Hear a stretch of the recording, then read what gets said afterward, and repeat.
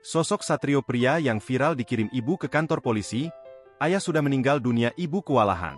Belakangan ini seorang ibu mengirim anaknya ke polsek karena sering melawan dan memukul, viral di media sosial. Sang ibu mengaku kewalahan saat mengurus sang anak yang tidak pernah mendengarkan nasihatnya. Dan akhirnya ia mengirim sang anak ke kantor polisi untuk dibina. Kejadian itu terjadi di Kecamatan Dung Ingi, Kota Gorontalo, Gorontalo. Pria yang bernama Satrio tersebut sudah berusia 19 tahun.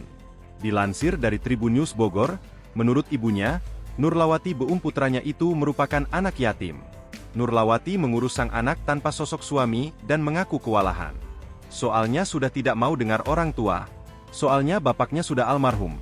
Tinggal saya yang mengurus anak itu, kata Nurlawati Beum dikutip dari TV One, Jumat, 8 November 2024. Sehingga ia pun berinisiatif meminta bantuan polisi agar sang anak jadi penurut.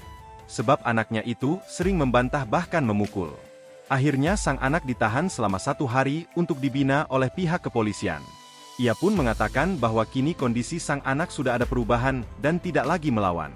Menurutnya, selama ini sang anak sering keluar malam hari dan pulang esok pagi. Namun kini anaknya itu tidak lagi pulang pagi. Sudah berhenti mukul. Dia janji ke Kapolsek tidak akan mengulangi lagi perilakunya, ujarnya. Sang ibu pun mengaku senang dengan perubahan sang anak.